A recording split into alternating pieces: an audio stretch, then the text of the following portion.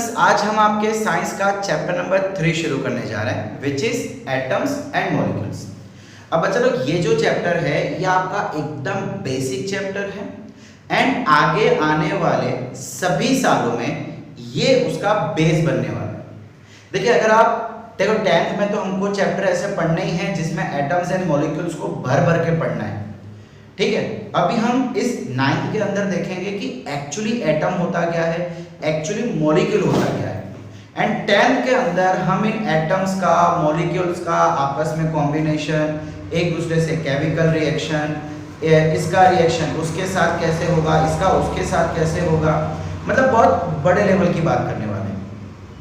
अगर आप लोग में से कोई साइंस लेने वाला है आफ्टर 10 तो ये चीज समझ लो कि उसके रग रग में बस जानी चाहिए, ठीक है। अच्छा स्टूडेंट्स, देखिए सबसे पहले हम शुरू करते हैं एटम्स के। एक्चुअली एटम्स होता क्या है। देखिए, कोई भी चीज जो आपके आजू बाजू आपको दिख रही है या फील हो रही है, वो सभी एक छोटे से छोटे पार्टिकल का बना है जिसे हम कहते हैं एटम। जैसे कि अगर आपको पता है ना, आपने चैप्टर नंबर 5 पढ़ा था, cell are the basic fundamental and functional unit of human being. मतलब हमारी बॉडी का हर एक पार्ट सेल से बना हुआ है। सेल सेल सेल सेल जमा होते गए, एक ऑर्गन बनता गया, ऑर्गन पे ऑर्गन बनते गए, पूरी बॉडी बन गई। सिमिलरली किसी भी मैटर का आपके आजू बाजू लोखंड होगा, लकड़ा होगा, हवा होगी, गैस है, प्लास्टिक है, जितनी भी चीजें आपके आजू बाजू पड़ी है, जो आपको दिख रही है या आपको फील हो रही है, वो सभी चीज एक छोटे से छोटे पार्टिकल से बना हुआ है और उससे हम कहते हैं एटम। सो अगर मुझे एटम की डेफिनेशन दे रही हो, सो हम क्या बोलेंगे, ऑल मैटर इज, या हम बोल सकते हैं all matter are made up of the tiniest मतलब छोटे से छोटा particle, tiniest particle called atom. क्या नाम दिया जाएगा इसको, एटम। अब बच्चा, वैसे आपके सिलेबस में नहीं है बट मैं आपको बता दूं कि एक एटम की साइज, एक्चुअली इसमें रेडियस दिया जाता है, रेडियस ऑफ एटम। एटम जो है बच्चा वो स्फेरिकल होता है। कैसा होता है, स्फेरिकल। जैसे कि आपका बॉल होता है ना, आप सबने बॉल से खेला होगा, तो इसका शेप एक बॉल जैसा होता है, स्फीयर। तो अब स्फीयर है तो सीधी सी बात है इसकी रेडियस होगी। सो इसकी रेडियस जो है बच्चा वो तकरीबन 10⁻⁻15 मीटर होती है। Oh my God, 10⁻⁻15। आप शायद इमेजिन नहीं कर पा रहे होंगे, 10⁻⁻15 का मतलब होता है 0.14 टाइम्स 0, सॉरी 13 टाइम्स 0 एंड 15। कितनी बार 0? 13 बार। अभी भी आपको अंदाजा नहीं हो रहा होगा, चलो मैं आपको बताता हूं। आपका जो बाल है ना, एक बाल जो आप पतला सा पकड़ते हो, उसकी साइज भी तकरीबन 0.0001 मीटर की होती है, मतलब 10⁻⁻5। इतना छोटा आपका बाल होता है, उसके भी 3 गुना ज्यादा छोटा। यानी आप जो बाल पकड़ पा रहे हो ना, उससे 3 गुना ज्यादा छोटा होता है ये एटम। इतना छोटा होने के कारण हम इसको देख नहीं पाते हैं। क्या बोला हमने, हम इसको देख नहीं पाते हैं। We cannot see the atom with naked eye। naked eye का मतलब डायरेक्ट आंखों से, डायरेक्ट अपनी आंखों से हम इन्हें देख नहीं पाएंगे। सो इन्हें कैसे देखा जाता है, इन्हें माइक्रोस्कोप के थ्रू देखा जाता है। It can be observe only through microscope. Microscope क्या होता है आप सबको पता है? नहीं पता? माइक्रोस्कोप छोटी सी एक मशीन होती है जिसमें लेंस लगे हुए होते हैं, उसके नीचे हम इसको रखते हैं एंड वहां से एटम्स को देखा जा सकता है, ठीक है। अब अगर मान लो कि आप लोखंड का एक छोटा सा टुकड़ा उठा लो, बहुत ही छोटा सा, ठीक है, मान लो इतना सा टुकड़ा है, इतना सा बस, ये चलो सपोज करते हैं मैं ये चार्जर बहुत बड़ा हो जाएगा, व्हाट टू टेक, फिलहाल बहुत छोटी चीज मेरे पास देखिए काम करते, चलो इसका ढक्कन ले लेते हैं, ये प्लास्टिक है, इसके अंदर भी एटम्स होंगे। अब अच्छा, इसके अंदर तकरीबन करोड़ों एटम्स होंगे, एक इतने से ढक्कन के अंदर करोड़ों atoms, oh my God, just think, इतने से के अंदर इतना छोटा है ये एटम, और इसी वजह से ये हमें दिखता नहीं है, ठीक है। अब इनिशियली जब एटम्स को पहली बार ढूंढा गया, इसके बारे में पता लगा, तो इसको एक अलग अलग सिंबल दिया गया था। देखो अलग अलग एलिमेंट थे, तो अलग अलग एलिमेंट को अलग अलग सिंबल दिया गया। जैसे मान लीजिए, सॉरी, ये दे दिया गया हाइड्रोजन को, फिर ये इसके अंदर कलर भर दिया, सो ये दे दिया कार्बन को। यानी कि जितने भी चीजें हमारे इर्द गिर्द मौजूद है, गैस में हो, सॉलिड में हो या लिक्विड में हो, हर किसी को एक सिंबल दिया गया था। इस सिंबल की लिस्ट आपको आपके टेक्स्ट बुक में या तो नोट्स में मिल जाएगी, और ये सारे सिंबल्स आपको लर्न करने हैं। और भी अगर मैं आपको 2-3 सिंबल बताऊं, सॉरी बच्चा, ये हाइड्रोजन का था, बीच में डॉट, सिंपल सर्कल हो तो वो ऑक्सीजन है, ठीक है। और भी आपके टेक्स्ट में दे रखा है, ये जो हमने पहले ड्रॉ किया था, ये किसका सिंबल है, फॉस्फोरस का। तो वैसे ही कुछ लिस्ट आपके टेक्स्ट में दे रखी है जो आपको लर्न करनी है। ये जूने सिंबल्स थे, बट आज के तारीख में इन्हें यूज नहीं किया जाता है, बल्कि इसके बदले नवे सिंबल्स हैं। वो नवे सिंबल्स हम धीमे धीमे थोड़े बहुत इस चैप्टर में एंड 20 जितने एटम्स के या कई सारे एटम्स के सिंबल्स अगले चैप्टर में भी सीखेंगे। सो थर्ड और फोर्थ चैप्टर एक दूसरे से बहुत ही कनेक्टेड है। दोनों चैप्टर में हम धीमे धीमे कई सारे एटम्स के न्यू सिंबल्स जो आज के तारीख में पूरे वर्ल्ड में यूज होते हैं वो हम पढ़ेंगे, ठीक है बच्चा लोग।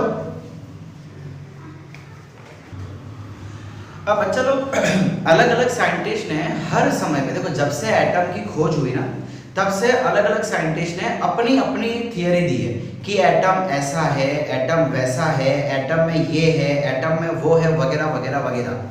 तो सबसे पहले जो साइंटिस्ट थे जिन्होंने एटम के बारे में कुछ जानकारी दी, वो थे डाल्टन। क्या नाम है इनका, डाल्टन। अब इन्होंने हमें एटम के बारे में कुछ जानकारी दी जिसको हम कहते हैं Dalton's atomic theory. Dalton's atomic theory 6 चीजें इन्होंने हमें बताई। पहली जो कि एटम की डेफिनेशन है, all matter are made of the tiny particle called atom. So ये डेफिनेशन है एक्चुअली एटम की, ठीक है। फिर उन्होंने क्या बोला, विच पार्टिसिपेट इन केमिकल रिएक्शन। अब बच्चा ये केमिकल रिएक्शन क्या होता है? केमिकल रिएक्शन डिटेल में हम 10th में पढ़ेंगे, अभी हम खाली समझ लेते हैं कि आखिरकार होता क्या है। बच्चा जब कोई एक एटम दूसरे किसी एटम के साथ मिक्स होता है, सो वो एक बड़ा सा सब्सटेंस बनाता है जिसे हम कहते हैं मॉलिक्यूल। क्या बोलते हैं इसको, मॉलिक्यूल। सो जब 2 या 2 से ज्यादा, ऐसा जरूरी नहीं है कि हमेशा 2 ही हो, जब 2 या 2 से ज्यादा एटम आपस में मिक्स होते हैं तो वो एक बड़ा सा सब्सटेंस बनाते हैं, that is called molecule. Example के तौर पे हाइड्रोजन और ऑक्सीजन मिलकर बनाएंगे H2O। सो ये जो चीज है ना, इसे हम कहते हैं केमिकल रिएक्शन। केमिकल रिएक्शन सिर्फ एक तरीका है, एक जरिया है ये दिखाने का कि कैसे 2 एटम आपस में मिल रहे हैं। समझ आ रहा है? 2 एटम या 2 से ज्यादा एटम कैसे आपस में मिल रहे हैं, उसको दिखाने का एक तरीका है, उस तरीके को हम कहते हैं केमिकल रिएक्शन। उसकी डेफिनेशन भी मैं आपको लिखा देता हूं, बट उसके बारे में डिटेल में हम 10th में पढ़ेंगे, इस बार नहीं। ठीक है, अब ये सेंटेंस क्या कहना चाह रहा है कि सभी मैटर छोटे से छोटे पार्टिकल से बना होता है, जिसको हम कहते हैं एटम, और वो यही एटम है। देखो, अगर हाइड्रोजन और ऑक्सीजन मिल रहा है तो उसका मतलब कि हाइड्रोजन के एटम और ऑक्सीजन के एटम आपस में मिल रहे हैं। अभी बेटा देखो, अभी एक चीज है कि ये दो चीजें सब कुछ, कवर है एंड ये चार्जर है, इसको मिला दो, क्या ये मिक्स हो रहे हैं? ये मिक्स नहीं हो रहे। अच्छा, एक और आपको मैं एग्जांपल देता हूं। सपोज आप घर पे आज काम करना, थोड़ी सी मूंग की दाल लेना और थोड़ी सी चने की दाल लेना, उन दोनों को मिक्स कर देना, क्या वो केमिकल रिएक्शन होगा? नहीं बड़ा, केमिकल रिएक्शन का मतलब जिसमें केमिकल चेंज आवे। आप बचपन में पढ़ चुके हैं physical change and chemical change, am I right? Chemical change में क्या होगा, या तो उसका स्वाद बदल जाएगा, कलर बदल जाएगा, या शेप बदल जाएगा। जैसे दही, रात को हम दूध के अंदर थोड़ी सी दही डालते हैं तो सुबह तक उसका पूरा रूप बदल जाता है। दूध एकदम पानी जैसा होता है और दही थोड़ी सॉलिड जैसी होती है, सेमी सॉलिड होती है। रूप बदल जाना, जब आप दाल को पका रहे हो तो उसका स्वाद बदल जाएगा, उसका रंग बदल जाता है, उसका खुशबू बदल जाती है। सो ये सारे केमिकल रिएक्शन है। सिंपली दो चीज को मिलाना is not the chemical reaction. आप अगर बस में भीड़ में जा रहे हैं, फिलहाल तो भीड़ पॉसिबल नहीं है, बात पहले या बाद की बात कर रहा हूं, जब आप भीड़ में जा रहे हो तो क्या वो केमिकल रिएक्शन? नहीं। अरे आप मिक्स थोड़ी ना हो गए, मिक्स होने पे आप बदलाव नहीं हो गए। वो सारी चीजें जिसको हम इजीली अलग कर सकते हैं उसको हम कहते हैं फिजिकल मिक्सचर, केमिकल नहीं। अब हम बात कर रहे हैं केमिकल रिएक्शन की, जिसमें दो एटम आपस में इस तरीके से मिक्स होंगे कि नई चीज बनती है। तो वो ये डेल्टन ये कहना चाह रहा है कि केमिकल रिएक्शन में एक्चुअली एटम एक दूसरे से रिएक्ट करते हैं। करोड़ों एटम इसके पास, करोड़ों एटम इसके पास, इन दोनों का केमिकल रिएक्शन किया, इसके करोड़ एटम इसके करोड़ एटम के साथ मिलेंगे और सब के सब एटम एक तरीके से एक जैसे मिलेंगे और एक जैसी चीजें बनाएंगे। सो उन सबको इकट्ठा करते करते करते करते करते एक बड़ा सा चीज बनती है जिसको हम कहते हैं मॉलिक्यूल। मॉलिक्यूल में हम आगे थोड़ा और भी देखेंगे, अभी के लिए फिलहाल इतना ही। ओके, तो ये था डेल्टन का फर्स्ट पॉइंट। अब आगे उन्होंने क्या बोला, atoms are indivisible. Indivisible, indivisible मतलब है कि उन्हें आप अलग अलग नहीं कर सकते। They can not be destroyed nor be created। इसका मतलब है कि आप कोई एटम खुद नहीं बना सकते या एटम को आप डिस्ट्रॉय नहीं कर सकते। आप बोलोगे कि सर मेटल को मैं टुकड़े टुकड़े कर दूंगा, मैं मेटल को पिघला दूंगा, मैं मेटल को गैस बना दूंगा, तो एटम्स थोड़ी ना मरे। सॉलिड हो, लिक्विड हो या गैस हो, एटम्स तो एटम होते हैं, हर चीज में अवेलेबल होते हैं। पानी में एटम है, दूध में एटम है, न्यूट्रिशंस भी है, हर जगह एटम भरे पड़े यार। आप चाहे उसका फॉर्म चेंज कर सकते हो, आप उसको कन्वर्ट कर सकते हो, बट आप उसको मार नहीं सकते, नया बना सकते हो, ओम जादू मंत्र मेटल बन जा कर सकते हो नहीं। आप किसी भी तरीके से नए मेटल को बना नहीं सकते। समझ आ रहा है मैं क्या बोल रहा हूँ? ये नेचुरली पाए जाते हैं, अर्थ के अंदर से पाए जाते हैं। And atoms are indivisible. बच्चा इनडिविजिबल का मतलब है कि वो प्योर है अपने आप में। देखो अगर मैं आपको एग्जांपल दूं, जैसे आपकी दीवार है, दीवार किससे बनी होती है? ईंटों से। ईंट सीमेंट, ईंट सीमेंट, ईंट सीमेंट रखते हैं तब जाके दीवार बनती है। तो मैं बोलूंगा वॉल इज डिविजिबल, आप उसको अलग अलग कर सकते हो। लेकिन ये कह रहा है कि एटम को आप अलग अलग नहीं कर सकते। एटम अपने आप में एक प्योर चीज है, जैसे कि हाइड्रोजन, ऑक्सीजन। चलो ऑक्सीजन आपने ले लिया, अब अच्छा ऑक्सीजन एक गैस है। सो ऑक्सीजन, अब ऑक्सीजन ऐसा नहीं कि भाई किसी और चीज का बना हुआ है कि इसको रखते जाओ तो ऑक्सीजन बन जाएगा, नहीं। ऑक्सीजन अपने आप में भरपूर है, वो किसी दूसरे चीज से बना हुआ नहीं है, अपने आप में प्योर है। जैसे पानी किससे बना है? हाइड्रोजन से और ऑक्सीजन से। मैं उसको बता सकता हूं कि पानी is equal to hydrogen plus oxygen, दो अलग अलग चीज को मिला के बना है।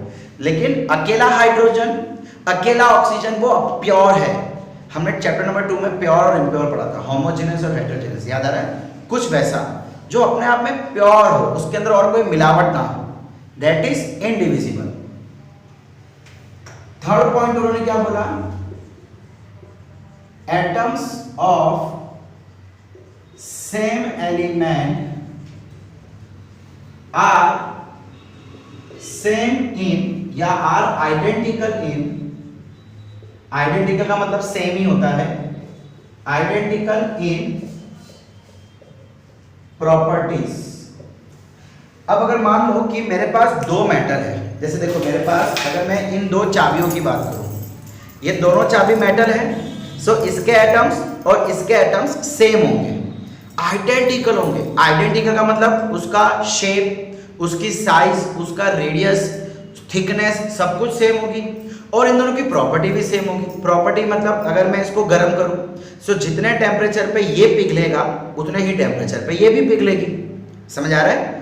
हर तरह की प्रॉपर्टी, देखो ये भी सिल्वर, ये भी सिल्वर, अगर पानी के कांटेक्ट में आएगा तो ये भी जंग लग जाएगा, इसको भी जंग लग जाएगा। समझ आ रहा है? सो दोनों की प्रॉपर्टी सेम। अगर दोनों को मैं पछाड़ूं तो शायद कुछ ना हो, मारूं हथौड़ी से तो दोनों मुड़ जाएंगे। मतलब physical properties and chemical properties same है, and also in atomic mass. ये एटॉमिक मास के बारे में हम आगे थोड़ा डिस्कशन करेंगे। फिलहाल मैं आपको इतना ही बोल दूंगा कि एक एटम का जितना मास होता है that is called atomic mass. So ये ऐसा कहना चाह रहा है कि अगर दो आयरन है, सो दोनों की प्रॉपर्टी, दोनों का मास सेम। दो ऑक्सीजन है, ऑक्सीजन के एटम, सो दोनों का आइडेंटिकल है, दिखने में एकदम सेम है, शेप सेम है, साइज सेम है, प्रॉपर्टी सेम है, एंड दोनों का मास भी सेम। अगर वो एक ही एलिमेंट के है तो, अगर अलग अलग एलिमेंट है, मतलब एक हाइड्रोजन और एक ऑक्सीजन है तो, सो उन्होंने फोर्थ पॉइंट में बोला atoms of different element are different in properties and in atomic mass. अब जैसे कि एक हाइड्रोजन और एक ऑक्सीजन है, सो दोनों का मास अलग अलग होगा, दोनों की प्रॉपर्टीज अलग अलग है। ऑक्सीजन को हम शरीर में ले सकते हैं, हाइड्रोजन को शरीर में नहीं ले सकते हैं। ऑक्सीजन से प्लांट्स भी काम लेते हैं, कार्बन डाइऑक्साइड से भी प्लांट्स खाना बनाते हैं, बट हाइड्रोजन से नहीं बना सकते। मतलब प्रॉपर्टीज दोनों की अलग अलग है। तो अगर सेम एलिमेंट है तो एटम भी सेम, अलग अलग एलिमेंट है तो एटम भी अलग अलग। फिफ्थ पॉइंट में उन्होंने क्या बोला, atoms combine in fixed proportion. Atoms combine in fixed proportion. बच्चा इसका मतलब क्या है मैं बताता हूं, 5 मिनट बाद मैं आपको इसका मीनिंग समझाता हूं। क्या यही पॉइंट है? Combine in the ratio of small molecule. Okay, इसमें थोड़ा अलग यही चीज है बट उसको बोला गया अलग तरीके से है। Atoms combine in small whole number. इसका मतलब मैं आपको 10 मिनट बाद बताऊंगा। 6 नंबर उन्होंने क्या बोला,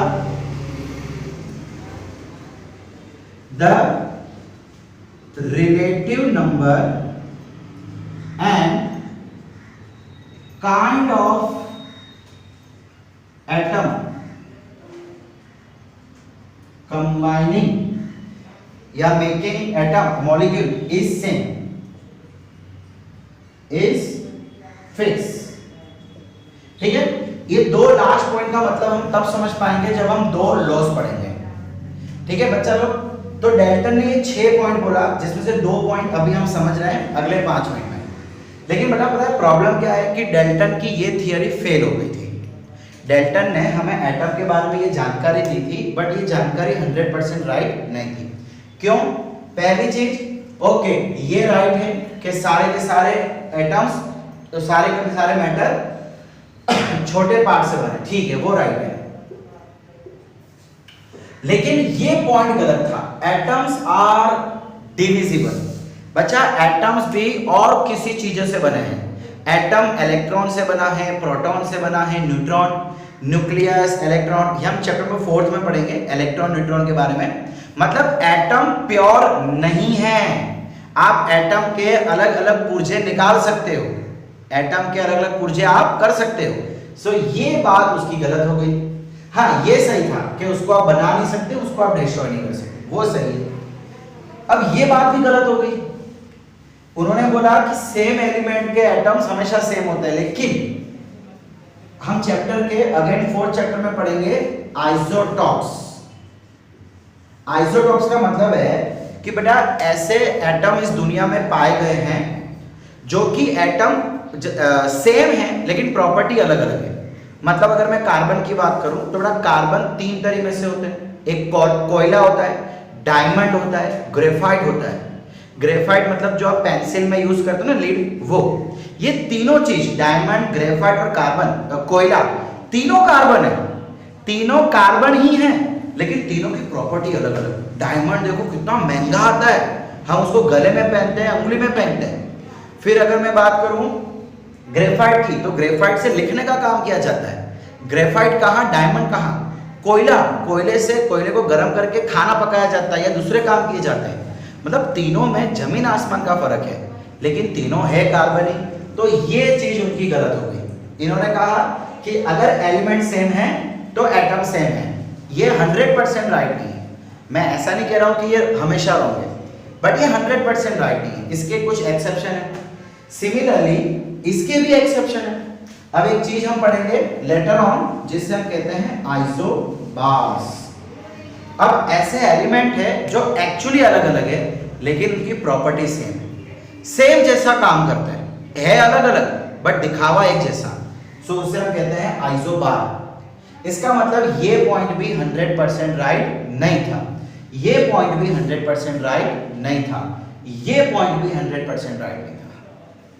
सो ये तीन रीजन के कारण डाल्टन की जो थियरी वो फेल हो गई थी। 6 चीजें बताई थी, 6 में से 3 तो गलत हो गई। समझ आ रहा है? सो आपको कई बार एग्जाम में आता है give the limitation of Dalton's theory या give the failure of Dalton's theory. तो ये 3 चीजें आपको लिखनी है, ये आपके नोट्स में हमने अच्छे से दे रखी है, पूरा एक आंसर बना के दे रखा है। क्लियर?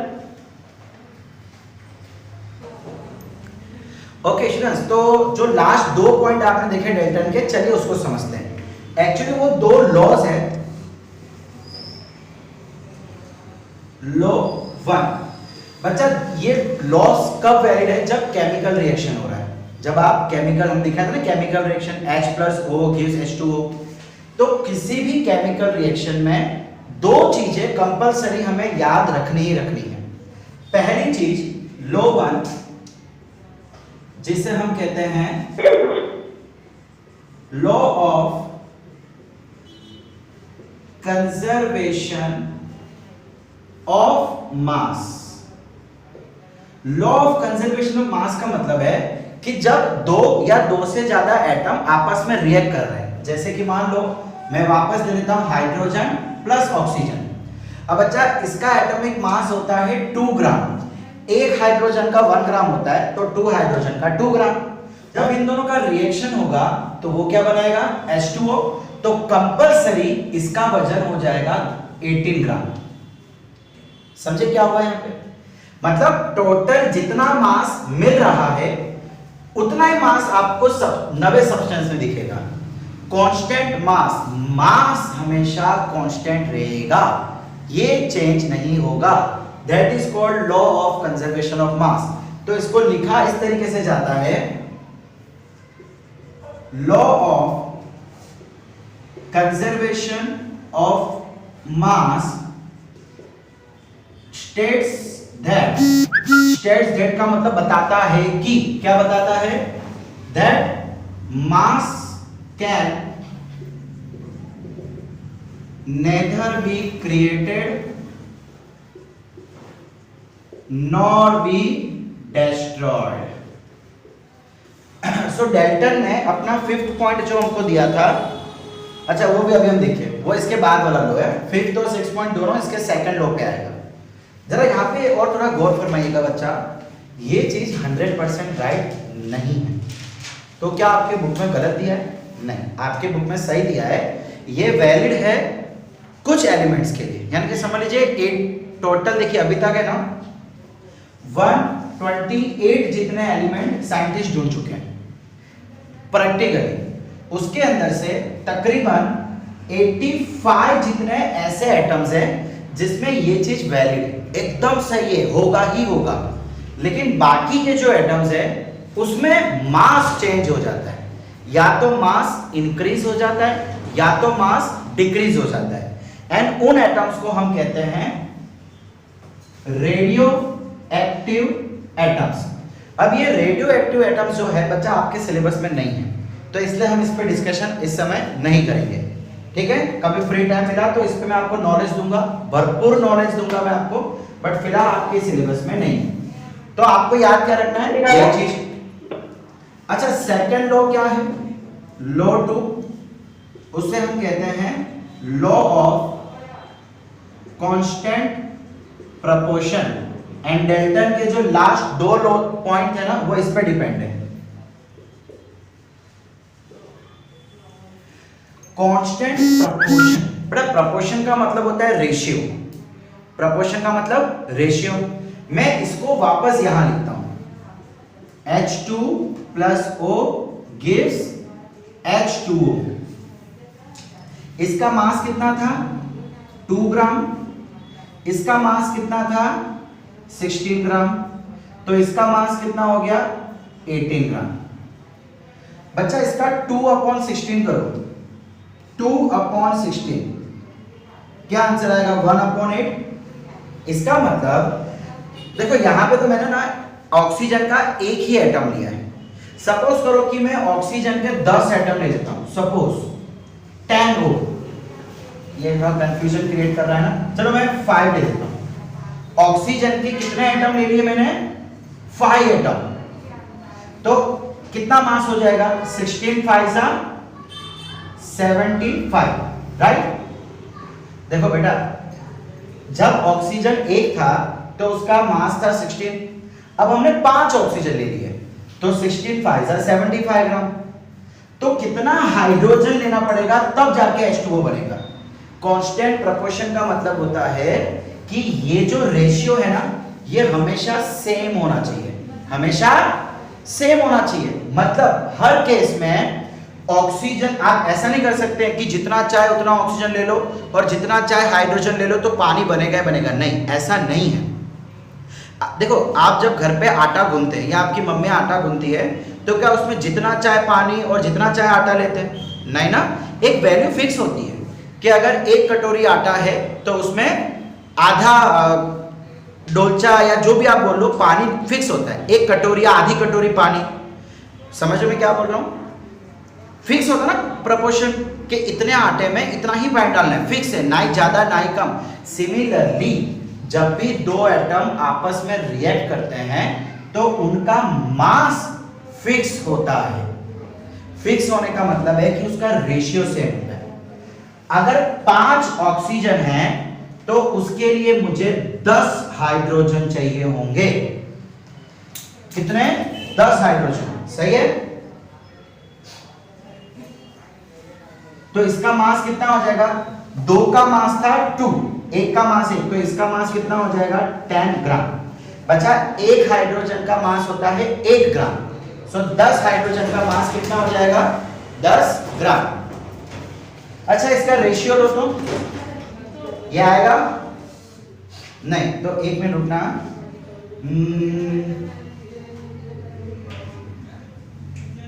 16 5 75, सही है ना?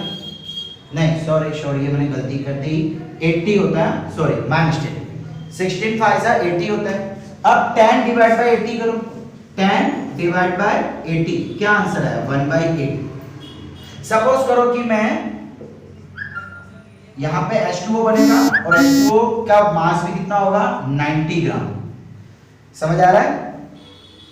ये बैलेंसिंग होता है, ये बैलेंसिंग हम बाद में सीखेंगे। मैंने यहाँ पे 5 क्यों लिखा बेटा? ये हम बाद में सीखेंगे चैप्टर नंबर 4 में।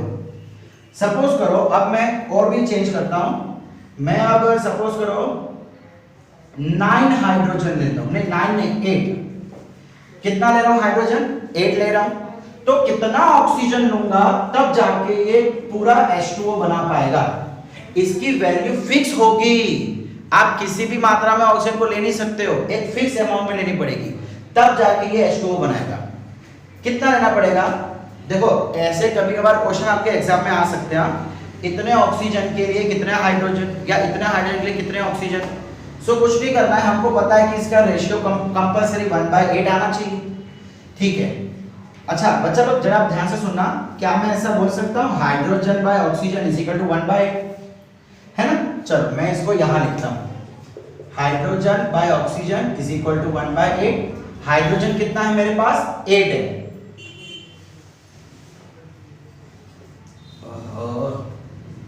Hydrogen by oxygen is equal to 1/8। Hydrogen कितना है? 8 है। So 8 upon oxygen is equal to 1/8। Oxygen को यहां ले जाओ, 8 को यहां ले जाओ, 8 8 जा 64 ऑक्सीजन, मतलब ऑक्सीजन 64 होगा तब जाके ये पूरा H2O बना पाएगा। समझ आ रहा है आपको मैं क्या बोल रहा हूं?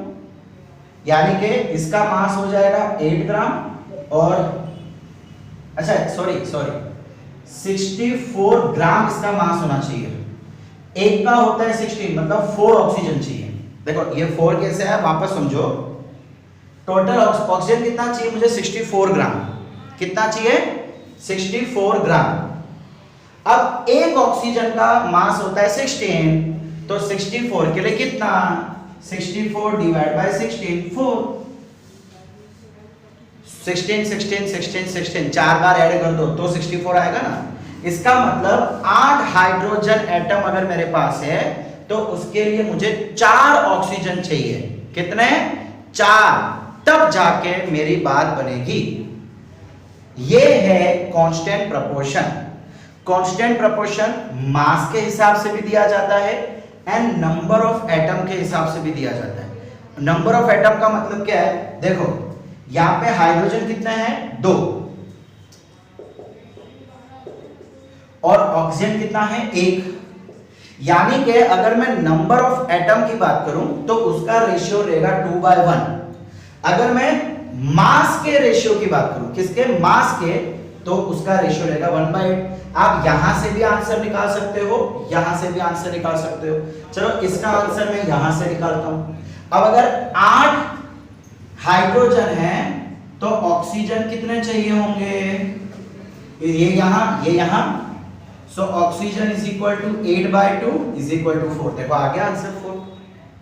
तो बच्चा कांस्टेंट प्रोपोर्शन का मतलब है कि number of hydrogen atom and number of oxygen atom हमेशा फिक्स रहेंगे तो ही वो H2O बनाएगा, वरना H2O बनाएगा नहीं। आपको जब दीवार बनानी है तो उसमें ईंट और सीमेंट की मात्रा फिक्स होती है। इतनी लंबी दीवार है तो 10 ईंट चाहिए, इतनी लंबी है तो 12 चाहिए। उससे कम होगा या उससे ज्यादा होगा तो दीवार इतनी नहीं बनेगी। सिमिलरली अगर आपको H2O चाहिए सो इन दोनों का रेशियो हमेशा कांस्टेंट रहना चाहिए। कितना? 1/8। That is constant proportion. अब डाल्टन की जो लास्ट सेकंड पॉइंट था, उन्होंने क्या कहा था? Atoms combine in the ratio of small whole number. देखो ratio of small whole number, ratio मतलब अपॉन, स्मॉल मतलब छोटा, होल नंबर पता है ना, मैथ्स में पढ़ा है ना, होल नंबर। ये 2 1, ये 1 8। एक छोटा नंबर होगा, होल नंबर होगा, और वो हमेशा रेशियो वाइज ऐड होगा। रेशियो वाइज ऐड होंगे तो ये रेशियो के हिसाब से ऐड हो रहे ना। अगर मैं सपोज करो कि अगर मैं यहां पे 3 ऑक्सीजन ले लूं और 2 हाइड्रोजन ले लूं तो ये नहीं बन पाएगा, बन ही नहीं पाएगा, पॉसिबल ही नहीं है। फिक्स अमाउंट होनी चाहिए, यानी ऑक्सीजन सिंगल ही होना चाहिए, मतलब atomic wise number of atom के हिसाब से ये चीज होनी ही चाहिए एंड उसके मास के हिसाब से ये चीज होनी ही चाहिए। समझ आ रहा है? अब डाल्टन का जो लास्ट पॉइंट था, सबसे लास्ट पॉइंट, वो क्या कह रहा है? The relative number. Relative number, इसका 2, इसका 1, इसके 10, इसके 5, इसके 8, इसके 4, ये रिलेटिव नंबर है कि 8 हाइड्रोजन के लिए कितने ऑक्सीजन या 5 ऑक्सीजन के लिए कितने हाइड्रोजन, रिलेटिव। इसके लिए वो, उसके लिए ये। रिलेटिव नंबर जो है वो हमेशा फिक्स होंगे। एंड काइंड ऑफ एटम, बच्चा अगर मुझे H2O चाहिए तो मैं कार्बन और ऑक्सीजन को मिला के H2O बना सकता हूं? जरा सोच के बताना, क्या कार्बन और ऑक्सीजन मिलके H2O बनाएंगे? पॉसिबल ही नहीं है। कार्बन कैसे, हाइड्रोजन के बिना H2O कैसे बनेगा? समझ आ रहा है? ये तो वही बात हो गई कि जिसकी शादी है वही बोल रहा है मैं नहीं आऊंगा। ऐसा हो सकता है कि दूल्हा या दुल्हन ना हो और शादी हो जाए? पंडित ना हो तो एक बार शादी हो सकती है, बट दूल्हा या दुल्हन के बिना शादी हो सकती है? नहीं ना। तो सीधी सी बात है कि अगर मुझे H2O बनाना है तो हाइड्रोजन और ऑक्सीजन होना पड़ेगा। So kind of atom, kind of atom का मतलब है कि कौन सा एटम आपस में जुड़ रहा है वो भी हमेशा फिक्स होगा। मुझे अगर CO2 बनाना है तो उसके लिए मुझे कार्बन और ऑक्सीजन की जरूरत पड़ेगी। H2O बनाना है तो हाइड्रोजन और ऑक्सीजन की जरूरत पड़ेगी। काइंड ऑफ एटम, कौन सा एटम होगा वो हमेशा फिक्स होगा, एंड वो कितने नंबर में आएगा वो भी फिक्स होगा। ठीक है बच्चा लोग? सो आज का लेक्चर हम यहीं तक रखते हैं। हमने आज क्या देखा? 2 लॉज देखे जब केमिकल रिएक्शन होता है। एटम क्या होता है ये हमने देखा। डाल्टन ने एटम के बारे में क्या बताया था ये देखा, और क्यों डाल्टन की थियरी फेल हो गई ये हमने देखा। बच्चा लोग आपके बुक का जो ऑर्डर है मैं उसको फॉलो नहीं कर रहा हूँ, बिकॉज आपके बुक में पहले लॉ दिया था। अब हमें पता ही नहीं है कि केमिकल रिएक्शन क्या है, हमें पता ही नहीं है एटम क्या है, और हम डायरेक्टली उसके माँ बाप के बारे में पढ़ रहे हैं। कैसे चलेगा? पहले ठीक है बच्चा लोग? सो कोई प्रॉब्लम नहीं है, आपके टेक्स्ट बुक के सारे टॉपिक कवर होंगे, लेकिन सीक्वेंस थोड़ा हम प्रॉपर लेके चलेंगे। सो उम्मीद करता हूँ कि आपको आज का लेक्चर समझ आया होगा। इसी के साथ आप पढ़ते रहिए, एंजॉय करते रहिए। Thank you.